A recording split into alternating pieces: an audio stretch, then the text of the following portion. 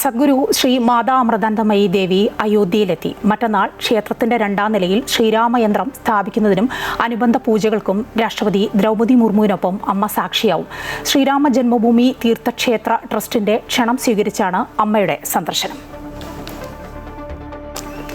കൂടുതൽ വിവരങ്ങളുമായി ജിഷ്ണു കൃഷ്ണൻ ചേരുകയാണ്. ജിഷ്ണു, അമ്മ അയോധ്യയിൽ എത്തിയിരിക്കുന്നു. അവിടുത്തെ ചടങ്ങുകൾ അത് എങ്ങനെയാണ് ചിട്ടപ്പെടുത്തിയിരിക്കുന്നത്? അമ്മയുടെ ക്ഷേത്ര ദർശനമൊക്കെ ഉണ്ടാവുമല്ലോ, എങ്ങനെയാണ് ചിട്ടപ്പെടുത്തിയിരിക്കുന്നത്?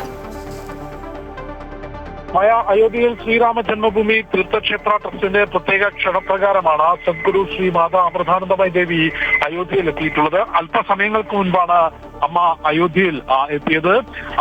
ആശ്രമത്തിലെ സന്യാസി ശ്രേഷ്ഠന്മാർ, ഒപ്പം ആശ്രമത്തിലെ അന്തേവാസികളും ഉൾപ്പെടെയും പ്രത്യേക ട്രെയിനിലാണ് കേരളത്തിൽ നിന്ന് ശ്രീരാമ ജന്മഭൂമിയിലേക്ക് എത്തിയത്. ഇവിടെ ഇന്ന് വൈകിട്ട് 5 മണിയോടുകൂടി പുതിയ ശ്രീരാമ ക്ഷേത്രത്തിൽ രാംലല്ലയുടെ ദർശനത്തിൽ അമ്മയെത്തും.